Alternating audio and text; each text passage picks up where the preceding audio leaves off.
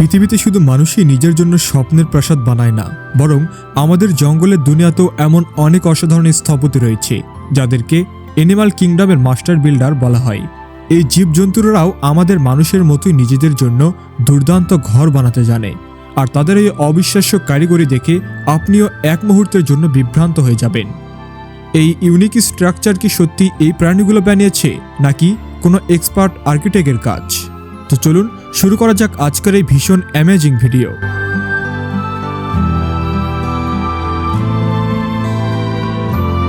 Weaver পিঁপড়া সাধারণত তাদের পরিশ্রমের জন্য পরিচিত এবং বড় বড় কলোনি গড়ে তোলে। কিন্তু উইভার পিঁপড়া অন্যান্য সব পিঁপড়ার থেকে একেবারে আলাদা। এরা মাটিতে না থেকে গাছেই থাকতে পছন্দ করে এবং নিজেদের জন্য চমৎকার বাসা তৈরি করে। এই বাসা বানাতে তারা ব্যবহার করে লার্ভার সিল্ক। সেন্ট্রাল এশিয়া ও সাউথ ইস্ট এশিয়ায় এই উইভার পিঁপড়ার সংখ্যা প্রচুর। এই বিপুল সংখ্যার কারণেই তারা লার্ভার সিল্ক ব্যবহার করে গাছের পাতা জোড়া লাগিয়ে বুননের মতো করে নিজেদের জন্য সুন্দর প্রাসাদ বানায়। যেহেতু একটিমাত্র বাসায় সবাই থাকা সম্ভব নয়, তাই তারা 100টিরও বেশি বাসা বানিয়ে এক বিশাল কলোনি গড়ে তোলে। এই পিঁপড়ার বাসাগুলো এতটাই মজবুত যে ভারী বৃষ্টিতেও এদের কোনো ক্ষতি করতে পারে না। আকারে ছোট হলেও এদের বুদ্ধি ও কৌশল সত্যি অবাক করার মতো। বাসাগুলো এমনভাবে বানানো হয় যে কোনো শিকারী সহজে ভেতরে ঢুকতে পারে না। বাসার চারপাশে পুরোপুরি বন্ধ থাকে, শুধু একটি ছোট ছিদ্র দিয়ে পিঁপড়াগুলো যাতায়াত করে। যদি ভুল করে কোনো ছোট্ট প্রাণী ভেতরে ঢুকে পড়ে তাহলে তার বাঁচার কোনো সুযোগই থাকে না।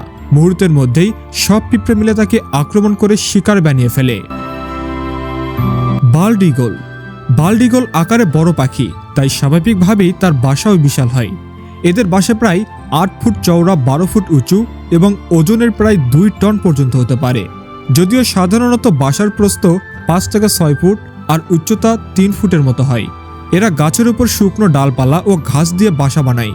সত্যি, যদি কোনো বাসায় সফলভাবে ছানাদের বড় করতে পারে তাহলে সেই একই বাসাকে প্রতি বছর আরও বড় করে তোলে, যাতে পুরো পরিবার একসাথে থাকতে পারে।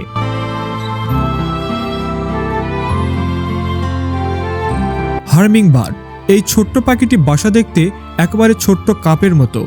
স্ত্রী হার্মিংবার্ড দিনে ঘন্টার পর ঘন্টা পরিশ্রম করে এই বাসা বানায়, যা তৈরি হতে প্রায় 5 থেকে 7 দিন সময় লাগে।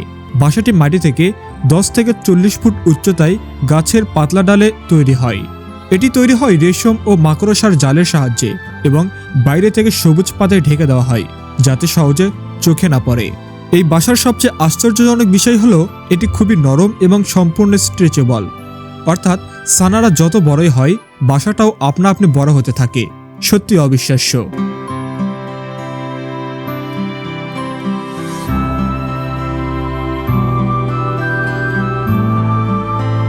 ইউরোপিয়ান বি ইটার এই সুন্দর পাখিগুলো সাধারণত নদী বা সমুদ্রের ধারে দেখা যায়। ডিম পাড়ার সময় তারা মাটির দেয়ালে সুড়ঙ্গ খুঁড়ে বাসা বানায়। একসঙ্গে প্রায় 5 থেকে 7টি ডিম পাড়ে এবং পুরুষ ও স্ত্রী দুজনেই বাসার পাহারা দেয়। প্রজননকালে স্ত্রী বাসার কাছেই থাকে আর পুরুষ পাখি খাবার এনে দেয়। যেহেতু বাসা মাটির খুব কাছাকাছি হয়, তাই সাপের আক্রমণের ভয় সব সময় থাকে।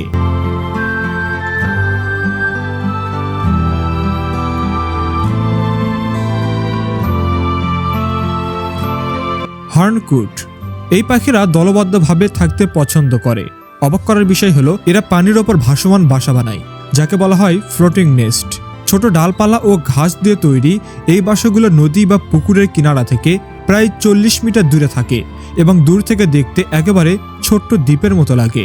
যেহেতু এরা মূলত মাছ খায়, তাই প্রজননের সময় পর্যাপ্ত খাবারের জন্য পানির ওপরই বাসা বানায়।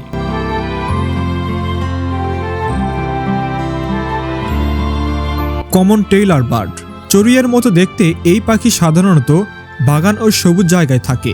এদের বাসা বানানোর কৌশল সত্যি অসাধারণ। প্রথমে পাখিটি পাতার কিনারে ঠোঁট দিয়ে ছোট ছিদ্র করে, তারপর মাকড়সার জাল দিয়ে পাতাগুলো সেলাই করে ফেলে। ভেতরে নরম উপাদান দিয়ে আরামদায়ক বাসা তৈরি করে। এই সেলাই করার দক্ষতার কারণে এই পাখির নাম হয়েছে Taylor bird.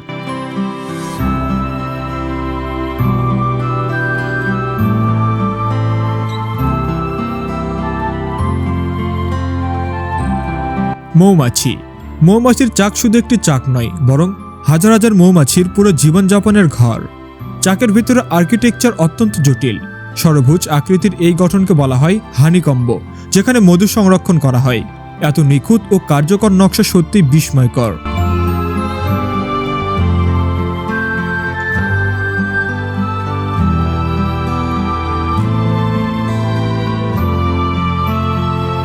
Cathedral termite. Termite দুই ধরনের হয়, গ্রাউন্ড টার্মাইট ও উড টার্মাইট। এদের বাসা অনেক সময় 7 থেকে 8 ফুট উঁচু হয়।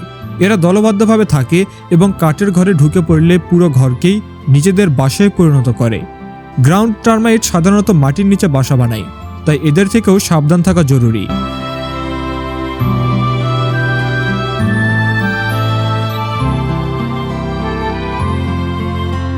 Fly larva.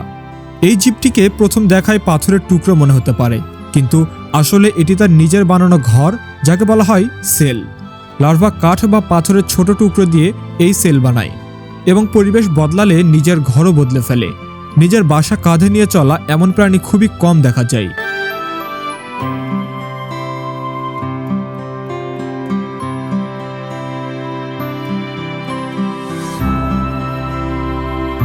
Edible nest bird.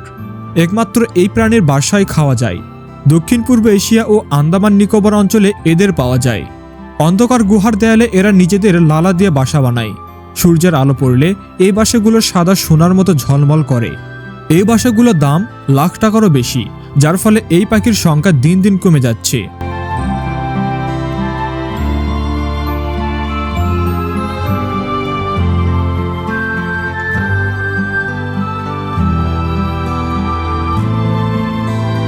Great hornbill.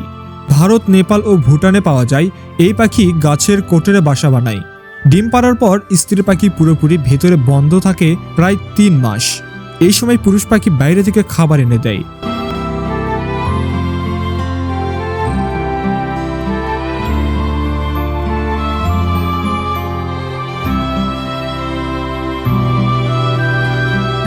প্রিয় দর্শক, আজকের ভিডিও এখানেই শেষ।